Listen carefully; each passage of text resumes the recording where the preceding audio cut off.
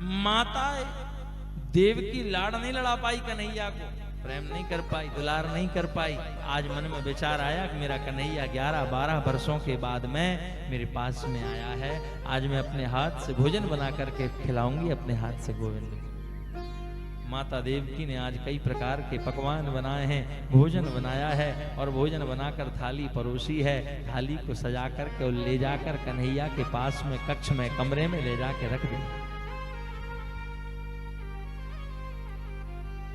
आज माता देवकी ने अपने कन्हैया के मस्तक पर हाथ फेरा है और कहा, लाल आज मैंने अपने हाथों से तेरे लिए भोजन बनाया है, अपने हाथों से सजाया है, अपने हाथों से पकाया है। हे लाल आज भोजन कर।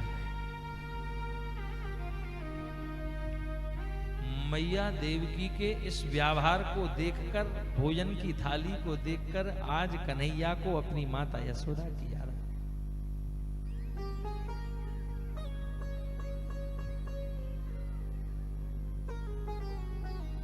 आज कन्हैया को अपनी माता यशोदा की याद आ गई। देवकी माता की वो छवि आज, यशोदा की छवि आज देवकी माता में दिख गई। आज कन्हैया उसी कक्ष में उस भोजन की थाली को देखकर फूट फूट के रोने लगे।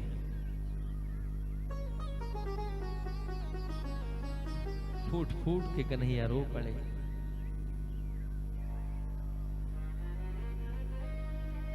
मैया देवकी ने पूछा, लाला क्या हुआ, कोई कमी रह गई का? कन्हैया सिसक सिसक कर रोने लगे। रोने लगे, नेत्रों से झरझर अश्रु की धारा। आज अपनी माता यशोदा की, अपने वृंदावन की याद आ गई कन्हैया को। मैया भी मुझे ऐसे ही भोजन खिलाती थी, मेरे पीछे दौड़ती थी। आज देवकी माता ने रोते हुए कन्हैया को देखा, दौड़कर वसुदेव जी के पास में गई। स्वामी पता नहीं मुझसे क्या अपराध हो गया, कन्हैया रोता है, रोता है, क्यों रो रहा है कन्हैया? वसुदेव जी ने कहा, आप जानते तो हम भी नहीं है, क्योंकि हम छोटा सा था तब हम छोड़कर आ गए थे गोकुल, जानता तो मैं भी नहीं हूं।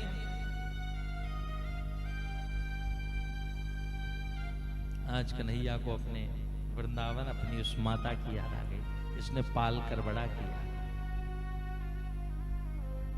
आप जाइए ना स्वामी, देखिए ना कन्हैया क्यों दुखित होता है, क्यों रोता है। वसुदेव जी ने कहा, मैं भी नहीं जानता, एक काम करो,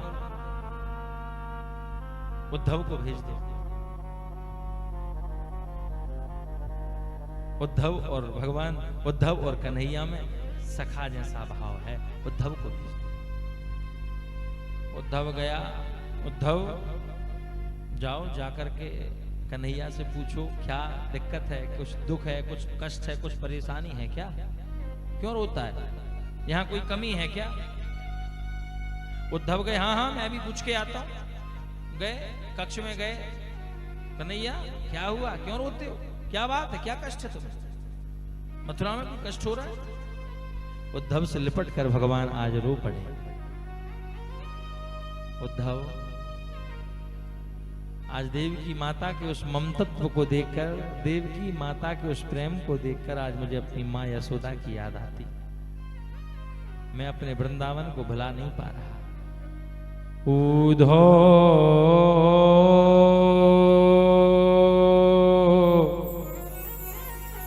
मोहि ब्रज बिसरत नाहि,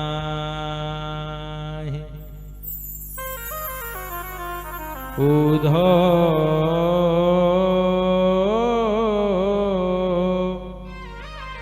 मोहि ब्रज बिसरत नाहि। हंस सुता को सुंदर कलरव और गुंजन की छाई, उद्धव मोहि ब्रज बिसरत नाहि। उद्धव मैं अपने वृंदावन को नहीं भुला पा रहा। मुझे उस माता की याद आती, मुझे उन सखाओं की याद आती है, मुझे उन गौ माता की याद आती है, मुझे अपने वृंदावन की याद आती है। उद्धव ने कहा, कन्हैया आप इन बंधनों के चक्कर में पड़ते हो, इन मोह के बंधनों के चक्कर में। वेद वेदांतों का पढ़ा हुआ ज्ञानी उद्धव अपने ज्ञान का अभिमान दिखाने लगा कन्हैया को। तुम ये बंधनों में पड़ते हो। बंधन किस बात का बंधन? ये मोह, ये प्रेम ना कन्हैया, ये तुम्हारे लिए ठीक है। कन्हैया ने कहा उद्धव भैया एक बार जाओ, जाकर के एक बार खबर ले आओ मेरे वृंदावन की, फिर कभी मत जाना। उद्धव ने कहा देखो मैं जाऊंगा भी तो मेरी भाषा, वो गाय चराने वाले ग्वाल मेरी भाषा समझेंगे क्या? हा? भैया मैयाओं, ज्ञान होना अच्छी बात है,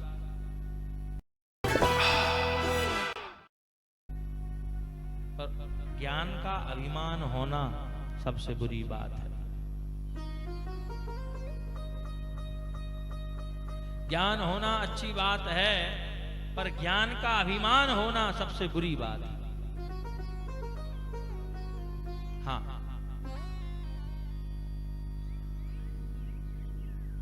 उद्धव को आज ज्ञान का अभिमान ही हो गया।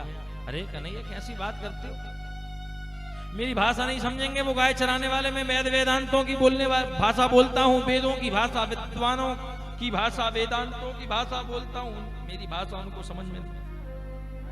भगवान ने कहा सरल भाषा में बात करे आना और देखे आना। जाने लगे उद्धव। कन्हैया ने कहा रुको, ऐसे किसी से बात नहीं करते हैं जब से मैं वृंदावन छोड़ के आया हूं। फिर मेरा पीताम्बर लेकर जाओ, मेरा रथ लेकर के जाओ, हो सकता है तुमसे बात कर लें। कन्हैया उद्धव को पीताम्बर दिया, रथ में बैठा करके विदा किया है। उद्धव मथुरा से वृंदावन की ओर पहुंचे हैं। जिस दिन से कन्हैया वृंदावन छोड़ के गए हैं, उसी दिन से छोटे छोटे हजारों ग्वालवाल रास्ते में बैठकर और राह निहारते हैं। गोविंद हो सकता है आज हम पर दया आ जाए, आज आ जाए मेरा गोविंद। बैठकर राह निहारते हैं। आज रथ आता हुआ देखा, ग्वालवाल उठकर खड़े हो गए। अरे आज कन्हैया आ गया, देखो रथ दिख रहा है, रथ की झंडा लहरा रही है। आते हुए रथ देखा, सब दौड़ पड़े। आज कन्हैया आ गया, आज गोविंद आ गया, आज मेरा मोहन आ गया। दौड़ पड़े। एक छोटा सा ग्वालवाल नहीं गया, बोले मैं नहीं जाऊंगा। क्यों नहीं जाएगा? कन्हैया से नहीं मिलना? बोले मैं पहले वहां से गुस्सा होऊंगा। हाँ, इतने दिनों से हमारी याद क्यों नहीं आई? तो मैं नाराज होऊंगा पहले। भाई भैया तू नाराज हो ले, हम तो दर्शन करेंगे हमारे कन्हैया का। उस ग्वाल ने सोचा कहीं मैं रह ना जाऊं दर्शन किए बिना। उठ करके दौड़ पड़ा, रथ पास में आया, देखा तो गदगद हो गए। आज हमारा कन्हैया हमसे मिलने आ गया है। रथ देखा तो क्या देखती, रथ में तो कोई और बैठा हुआ है। भैया जय श्री कृष्ण। उदास हो गए, आंख नेत्रों में अश्रु आ गए। आज भी याद नहीं आई हमारे कन्हैया को। उद्धव ने कहा मैं सुध लेने के लिए ही आया हूं, मुझे कन्हैया ने भेजा है आपकी खबर लेने के लिए। ठीक हो? भैया बिना कन्हैया के कैसे ठीक रह सकते हैं? चलो ठीक है। यहां माता यशोदा का निवास कहां है? माता यशोदा का निवास कहां है? ग्वाल वालों ने कह दिया ये पानी की धार बह रही है ना, ये नदी बन गई है, ये पानी की धार बह रही है, इसको देखते देखते चले जाओ, जहां खत्म होती वही यशोदा का निवास। बोले ये पानी की धार काय की है? कहां से बह रहा है पानी? बोले पानी नहीं है, ये पानी की धार काय की है? कहां से बह रहा है पानी? बोले पानी नहीं है, ये यशोदा के आंसुओं की धारा है। जब से गोविंद छोड़ कर गए हैं वृंदावन, तब से यशोदा मैया एक क्षण भी किसी से बात नहीं करती है, केवल आंखों से अश्रु गिरते रहते हैं। उद्धव ने ये बात सुनी तो ये ज्ञान की सीढ़ी तो यहीं खिसक गई, ज्ञान धरा का धरा रह गया। उस धारा को पकड़ते हुए गया और पहुंचा यशोदा मैया से जाकर के कहा मैया सीताराम, मैं उद्धव मथुरा से आया हूं। अरे भैया भैया, ने थोड़ी देर चुप है जा, मेरू कन्हैया बहुत मुश्किल से सोयो है, अभी अभी जिद कर रहे हो तो मैंने मुश्किल से सुलायो है। कहाँ सुलाया है? बोले कमरे में, कक्ष में। अरे मैं अभी छोड़ के आया हूँ कन्हैया को। कहाँ से कक्ष में सुला दिया तुमने? दिखाओ। हाथ पकड़ करके कक्ष में ले गई। अरे तू पागल है क्या? चल, मैंने अभी कन्हैया को सुलाया है उद्धव, चल देख मैं दिखाती। पलने में ले जा करके जैसे ही दिखाया तो पलने में तो कोई नहीं था, धड़ाम से गिर गई, मूर्छित हो गई, बेहोश हो गई। मेरा कन्हैया तो मुझे छोड़कर जा चुका है।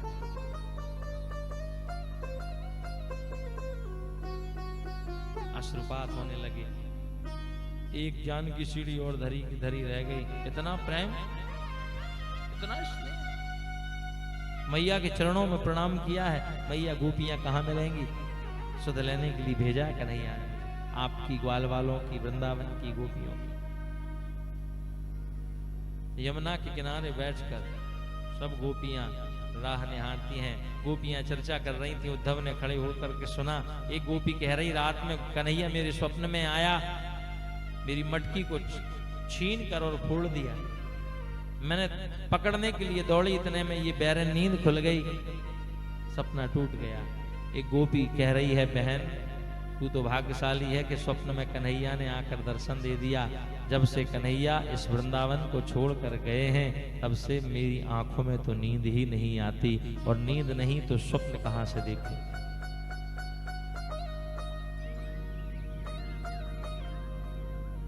उद्धव पास में गए। गोपियों, मैं आपकी खबर लेने के लिए आया हूं श्री कृष्ण के आदेश से। गोपियां कह रही हैं, आज भी अगर हमारी याद आई, हमारी वृंदावन की याद आई, तो खबर लेने के लिए, सुध लेने के लिए किसी को भेज दिया, स्वयं नहीं आ पाया कन्हैया। इतना कपटी है,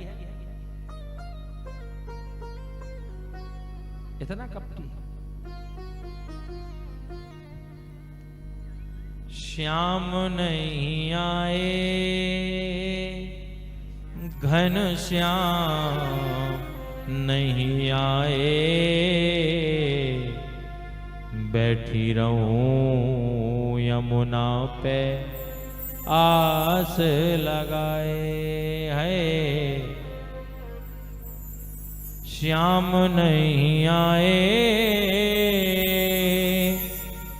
घन श्याम नहीं आए, बैठी रहूं यमुना पे आस लगाए। गोपियां कह रहे हैं, कह के गए थे मैं आऊंगा परसों, क्यों नहीं आए श्याम, बीत गए बरसों। क्यों नहीं आए श्याम, बीत गए बरसों। कोई जाके हमारी खबर सुनाए, कोई जाके हमारी खबर सुनाए, बैठी रहूं यमुना पे आस लगाए है, बैठी रहूं यमुना पे आस लगाए। पिया कह रहे हैं, मेरे आंगन सावरे आओ तो एक बार, दे दूं बड़े चाव से मैं फूलन को हार। हे प्रभु, जिन्हें देखने को जिए जा रहे हैं, वो पर्दे पे पर्दा किए जा रहे हैं। निकल आओ पर्दे से वंशी वारे, हमें तेरा पर्दा गवारा नहीं है। गोपियों के नेत्रों से अश्रुधारा बह पड़ी, चरणों में गिर गया उद्धव। ज्ञान की सीढ़ी सब धरी की धरी रह गई, ज्ञान धरा का धरा रह गया। गोपियां कह रही उद्धव तू जिस ज्ञान की बात करता है कि ब्रह्म है, अरे प्रबल प्रेम के पाले पड़ के प्रभु को नियम बदलते देखा। अपना मान टले टल जाए पर भगत का मान न टलते देखा। अपना मान टल जाए पर भगवान अपने भगत का मान टलने नहीं देते हैं, ये भगवान का स्वभाव है।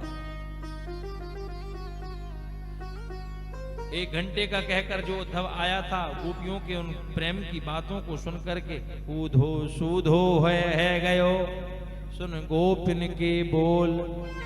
उद्धव बिल्कुल सीधा हो गया गोपियों की वचनों को सुन करके और वहीं बैठ गया। 1 दिन का कहकर आए थे, 7 महीने बीत गए, वहीं ध्यानस्थ हो गए उद्धव। जब ध्यान आई मुझे तो जाना है, उस ब्रजमंडल को प्रणाम करके गोविंद के पास पहुंचे।